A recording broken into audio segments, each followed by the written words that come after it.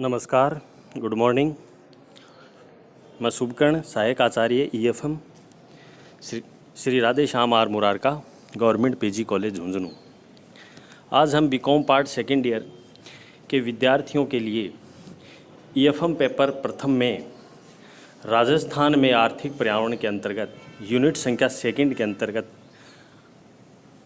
राजस्थान की 12वीं पंचवर्षीय योजना 2016-17 का अध्ययन करेंगे। इसमें जो भी सरकार के द्वारा, योजना आयोग के द्वारा जो पंचवर्षीय योजनाएं लागू की गई, जो प्रथम पंचवर्षीय योजना से लेकर के 12वीं पंचवर्षीय योजना तक, जिसका उद्देश्य ग्रामीण परिवेश या संपूर्ण भारत में आधारभूत सुविधाओं, जिसमें सड़क, यातायात, परिवहन, संचार, बीमा, स्वास्थ्य और भी अनेक प्रकार की क्रियाएं सम्मिलित हैं। जैसा कि हमने पूर्व के व्याख्यान में हमें आर्थिक पर्यावरण में पढ़ा कि आर्थिक नियोजन क्या है, उसकी क्या उपलब्धियां हैं, आर्थिक नियोजन किस प्रकार किया जाता है। इसी क्रम में उसी नियोजन की हम बात करें तो पहले योजना आयोग के द्वारा हर 5 वर्ष में या 3 वर्षों से योजनाएं लागू की जाती थी। मुख्यतः इसे पंचवर्षीय योजना भी कहते हैं। पंचवर्षीय योजना का मूल उद्देश्य यही है कि 5 साल के दौरान सरकार के द्वारा की गई आधारभूत सुविधाएं जनता तक, प्रत्येक व्यक्ति व ग्रामीण परिवेश में रहने वाले लोगों को उपलब्ध करवाई जाए, जिससे उनका जीवन स्तर और मूलभूत सुविधाएं उपलब्ध हो सके।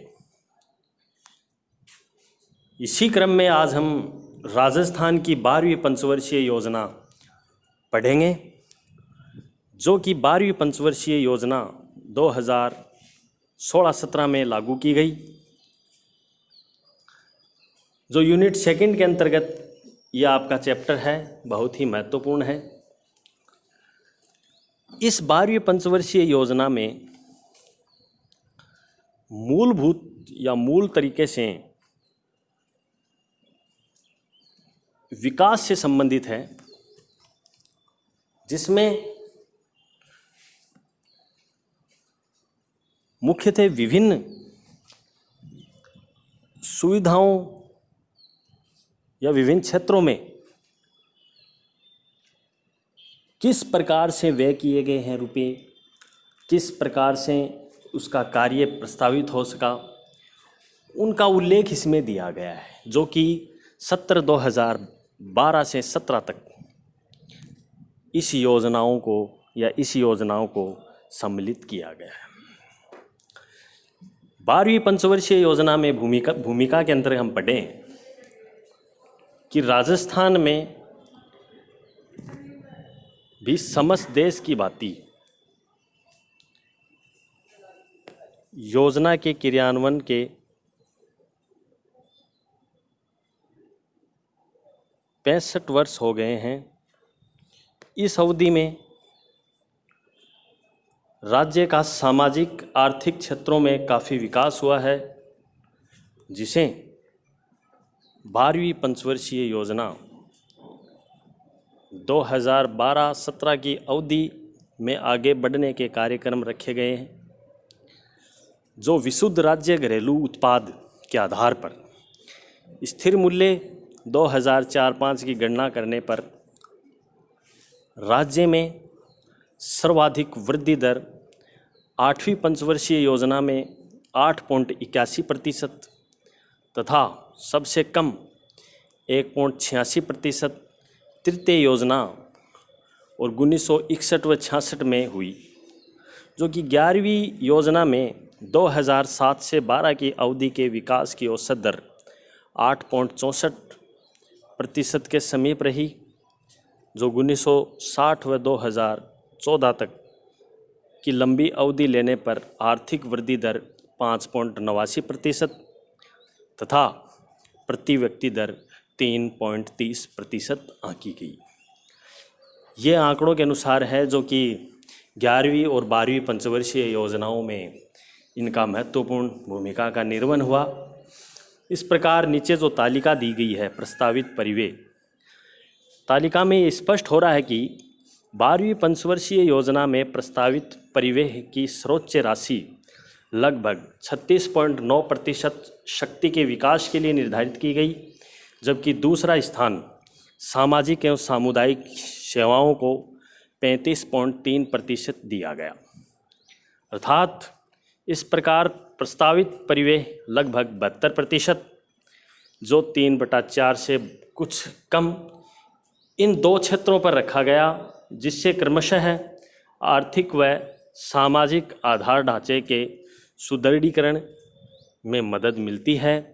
पूर्व योजनाओं में भी इन दोनों क्षेत्रों का ही परिव्यय ऊंचा स्थान रहा है। इस प्रकार 2012-13 से लेकर के 2014-15 तक प्रस्तावित परिव्यय और वास्तविक व्यय के आंकड़े दर्शाए गए हैं, जो 2015-16 और 16-17 के लिए केवल प्रस्तावित परिव्यय आंकड़े दिए गए हैं। ये इस प्रकार से हैं जो इस तालिका के अंदर दर्शाया गया।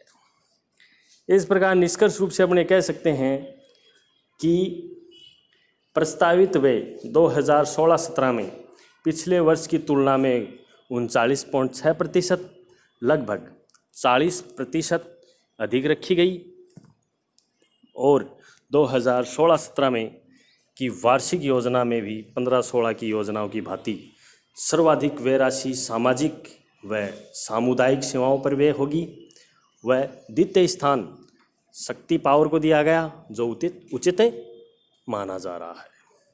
इस प्रकार योजनाओं की प्राथमिकताओं में प्रथम रखा गया समावेशी व समतामूलक समाज का निर्माण करना, दूसरा लोगों को दीर्घ एवं स्वस्थ सृजनात्मक जीवन जीने व अभाव कम करने के लिए वातावरण प्रदान करना, तीसरा लोगों की क्षमताओं के विस्तार के लिए अवसर उपलब्ध करवाना।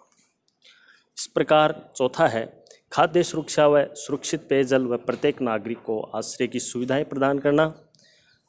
पांचवा फार्म उत्पादकता बढ़ावा व फसल पशुधन सिंचित उत्पादन प्रणाली के माध्यम से आमदनी बढ़ाना, समाज के कमज़ोर वर्ग, अनुसूचित जाति, SC/ST और अल्पसंख्यक व स्त्रियों के सशक्तिकरण के लिए दिशा में प्रयास करना, शिक्षा और प्रशिक्षण के माध्यम से मानवीय साधनों का विकास पे जोर करना,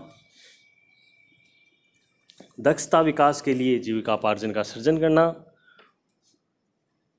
पर्यटन प्रोत्साहन की रक्षा करना, शहरी शासन में सुधार, शहरी आधार ढांचे का आधुनिकीकरण पर ध्यान देना, सड़कों, शक्ति व उद्योग आदि के लिए सुस्थिर आधार ढांचे का विकास करना, पंचायती राज प्रणाली को सुदृढ़ करना, ग्रामीण क्षेत्रों का विकास करना, सेवाओं को प्रदान करने में सुधार करना, आम आदमी के सशक्तिकरण करना तथा सेवाओं की डिलीवरी की गारंटी देकर पारदर्शी शासन की व्यवस्था को आगे बढ़ाना, ये इसके मुख्य रूप से योजनाओं की प्राथमिकताओं में इनको शामिल किया गया है।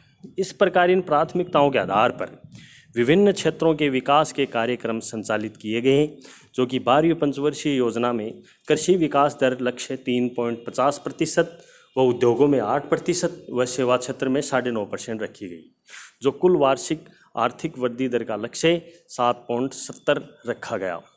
इस प्रकार ये तालिका में लक्ष्य दिया गया है। शिशु मृत्यु दर प्रति 1000 में 40 हैं, मातृ मृत्यु दर प्रति 1 लाख जन्म दर 200 हैं, कुल फर्टिलिटी दर है 2.5, 1 से 3 वर्ष की आयु के लिए कुपोषित प्रतिशत है 25.3 और 0 से 6 वर्ष में लिंगानुपात है 912 और कुल साक्षरता का प्रतिशत है 79.57%, 79.57%। इस प्रकार 12वीं पंचवर्षीय योजना भी सामाजिक सूचकों में काफ़ी सुधार व आशा व्यक्त की गई है। इस प्रकार हम ये देखें कि राज्य की 12वीं पंचवर्षीय योजना के समक्ष जो चुनौतियां रही हैं वो कौन कौन सी चुनौतियां हैं, चैलेंजेस क्या क्या हैं, उसमें प्रथम हम माने प्रथम चुनौतियों के अंतर्गत 12वीं पंचवर्षीय जो आर्थिक मंदी का सामना करना पड़ा है, जो समस्त देश के लिए भी एक महत्वपूर्ण निर्वहन रहा है। दूसरी अगर बात करें, वार्षिक में बजटों में अनेक प्रकार के कल्याणकारी विकासोन्मुखन शामिल की गई है। तीसरी, सरकार ने जो पूर्व कृषि नीति के प्रारूप तैयार किया गया है, जो कि खाद्यान्न का उत्पादन आगे चलाकर बढ़ाया गया है। चौथा अगर मैन्युफैक्चरिंग है, मैन्युफैक्चरिंग पर अधिक ध्यान दिया गया, जिसमें उद्योग, तकनीकी और अनेक प्रकार की आधारभूत सुविधाएं सम्मिलित की गई हैं। राज्य को श्रम गहन आर्थिक विकास को विस्तृत रूप तैयार किया गया है। जन्म दर घटाकर जनसंख्या स्थिरीकरण का प्रयास किया गया है। फर्टिलिटी दर को सही तरीके से क्रियान्वयन किया गया है।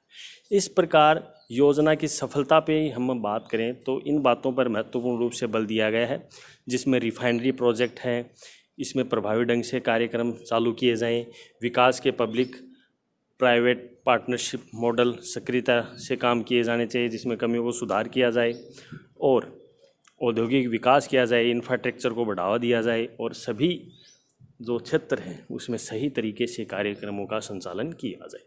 इस प्रकार जनवरी 2015 में भारत सरकार ने पूर्व योजना आयोग के स्थान पर एक नया नीति आयोग स्थापित किया गया, जिसे नीति आयोग कहते हैं, national institute of transforming India. 2015 में अब योजना आयोग के स्थान पर नीति आयोग आ गया है, जो कि अब ये जो तात्कालीन अभी जो प्रधानमंत्री हैं वर्तमान में, इनके द्वारा ये लागू किया गया है। इसके अध्यक्ष स्वयं प्रधानमंत्री नरेंद्र मोदी हैं, जो कि भारत में 65 साल पुराना योजना आयोग को समाप्त कर दिया गया है। इसके उपाध्यक्ष डॉक्टर अरविंद पनगड़िया को नियुक्त किया गया है। 2 सदस्य पूर्वकालीन अर्थशास्त्री विवेक देवराय व पूर्व रक्षा सचिव वीके सारस्वत बनाए गए हैं। गृह मंत्री राजनाथ सिंह, वित्त मंत्री अरुण जेटली, रेल मंत्री सुरेश प्रभु व कृषि मंत्री राधा मोहन सिंह इनके पदेन सदस्य बनाए गए हैं। सड़क व सरफेस परिवहन मंत्री नितिन गडकरी व मानवीय संसाधन विकास मंत्री पूर्व स्मृति ईरानी व सामाजिक न्याय व सशक्तिकरण मंत्री थावरचंद गहलोत विशिष्ट आमंत्रित व्यक्ति होंगे। नीति आयोग मुख्य रूप से सहकारी संघवाद के सिद्धांत पर काम करेगा। सहकारी संघवादी सिद्धांत में मूलभूत रूप से राज्य के अधिकारों पर विशेष ध्यान रखा जाएगा और उनको अधिक वित्तीय साधन प्रदान किए जाएंगे। यह भारत में विकास के लिए एक थिंक टैंक के रूप में काम करेगा। इस प्रकार राजस्थान में भी पूर्व में राज्य योजना आयोग बोर्ड था, अब उसके स्थान पर 19 मई 2014 को एक सलाहकार परिषद की स्थापना की गई, जिसमें इसके अध्यक्ष स्वयं मुख्यमंत्री हैं और उपाध्यक्ष अरविंद पनगड़िया को नियुक्त किया गया था और कुल 22 सदस्य रखे गए, जो कि नीति आयोग 8 फरवरी 2015 से सभा में 3 उप समूह नियुक्त किए गए, जो कि एक महत्वपूर्ण तरीके से भूमिका का निर्वहन कर रहे हैं। इस प्रकार राज्य स्तर पर 2 उप समूह विशेष दल नियुक्त किए गए हैं, एक निर्धनता के प्रश्न पर विचार करने के लिए और दूसरा कृषि विकास कार्यों के लिए। इस प्रकार भारत में आर्थिक नियोजन का क्लेवर बदल रहा है। राज्य सरकार योजना विभाग 2015-16 की वार्षिक योजना की ड्राफ्ट जारी कर दिया गया है। शीघ्र ही 2016-17 का ड्राफ्ट जारी होगा। भावी नियोजन के नए सिरे पर विचार किया जाएगा। नीति आयोग व चिंतन व सारी सोच जारी है, क्योंकि अभी वर्तमान में नीति आयोग को भी लागू कर दिया गया है, जो कि इसमें विभिन्न प्रकार की योजनाएं नहीं होगी। नीति आयोग खुद प्लानिंग करके पूरे भारत में इन योजनाओं को प्रभावी तरीके से लागू करेगा। भारत में आर्थिक विकास पूर्णतः नई दिशा है, जो कि नीति आयोग के विकास में योगदान स्पष्ट है। इसलिए विकास की संपूर्ण प्रक्रिया अपनी भूमिका निर्धारित करनी चाहिए। वैसे ये चीन से आर्थिक नियोजन संस्थान से सहयोग के लिए आतुर है। राज्य भी नियोजन संस्थान में सहयोग के लिए आतुर है और राज्य में भी नियोजन तंत्र को सुदृढ़ करने की आवश्यकता महसूस की जा रही है। आगामी वर्षों में भी नियोजन तंत्र में काफ़ी परिवर्तन की आशा है। इस प्रकार आपके एग्ज़ाम की दृष्टि से इसमें जो क्वेश्चन बनता है, कई बार पूछते हैं कि राजस्थान की 12वीं पंचवर्षीय योजनाओं पर एक निबंध लिखिए, जिसमें बिंदुवार मैंने आपको बताया। सर्वप्रथम तो उसकी आप भूमिका लिखेंगे, उसके बाद में उसके किस भूमिका क्या ऑब्जेक्टिव उद्देश्य लिखेंगे, योजनाओं में कौन कौन सी प्राथमिकताएं हैं वो उसमें उल्लेख करेंगे, फिर उसकी चुनौतियां चैलेंज क्या है, फिर निष्कर्ष रूप से उसको परिभाषित कर देंगे। इस प्रकार आज के इस व्याख्यान में 12वीं पंचवर्षीय योजनाओं पर निबंध एक महत्वपूर्ण तरीके से हमने बिल्कुल संक्षिप्त में पढ़ा, जो आपके लिए बहुत उपयोगी सिद्ध होगा। बहुत बहुत धन्यवाद, आभार।